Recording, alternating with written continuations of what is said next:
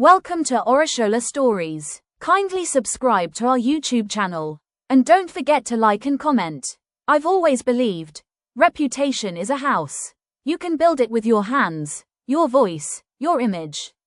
But the foundation, your conscience, can collapse at the faintest whisper. The whispers around Pastor Steve had become a hurricane. When you build your kingdom on sand, the storm will always reveal the cracks.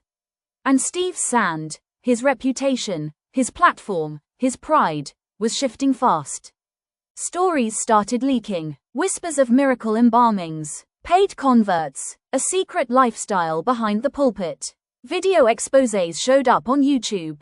Investigative blogs published audio clips from inside church offices.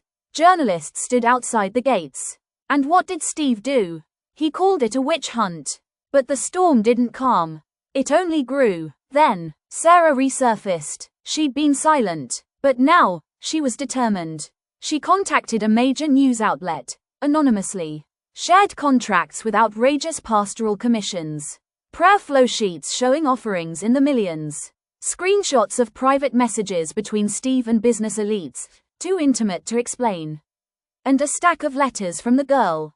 The one he sent away. The one with his child. Proof, not just of failure, of betrayal. Behind closed doors, the pastoral team gathered. The tension was thick. Some urged him to come clean. Others feared collapse. One board member whispered, "Do we control the narrative, or does it now control us?"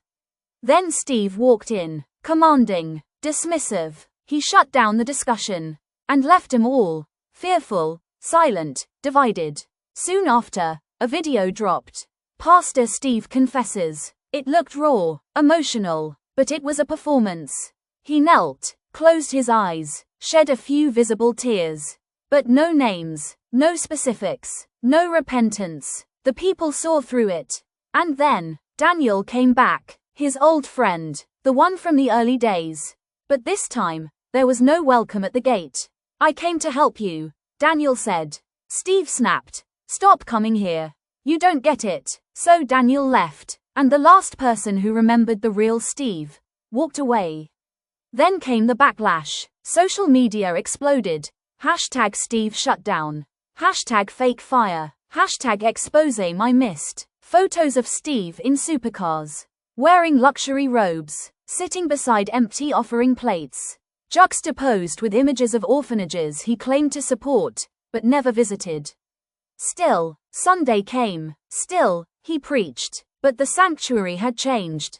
Empty chairs appeared, not because people believed the lies, but because they finally believed the truth.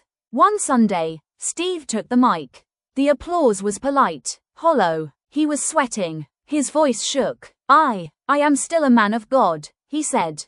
But the crowd wasn't convinced. And in that silence, his image cracked again. Later that evening, Sarah was waiting outside.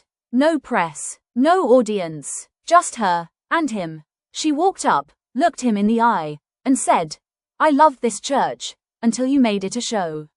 He said nothing, because he had no words left, and his soul was breaking. 2 days later, the authorities stepped in. An audit was announced. Tax evasion, false charities, shell companies, bank accounts were frozen. Headlines read, "From fire profit to financial fraud." Steve locked himself in his prayer room. He tried to pray, tried to read his Bible, but all he saw was himself. The girl's letters, Sarah's tears, Daniel's silence. He had built a throne, only to sit on it alone. Then came the press conference. Cameras, flashing lights. He wore his best suit. "I am innocent," he said. "I am imperfect. Let the process cleanse me." But his voice had no fire. And the questions from reporters were ones no sermon could silence. The board called another meeting. This time, they voted.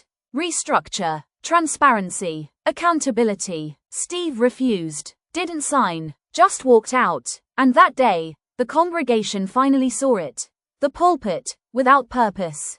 Then one Sunday, the girl came back. She wasn't alone. Her mother stood beside her. And so did a child.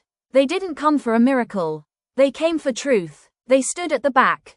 And when she pressed record on her phone, Steve saw her, And quietly, he walked off the stage. For the first time in years, there was silence where the sermon should have been. What was once a thriving ministry was now a hushed hall. What was once a burning voice was now a fading echo. Pastor Steve, a man who built fire, perished in it. The mask had dropped, the mirror shattered, and his kingdom revealed that it had always been built on sand.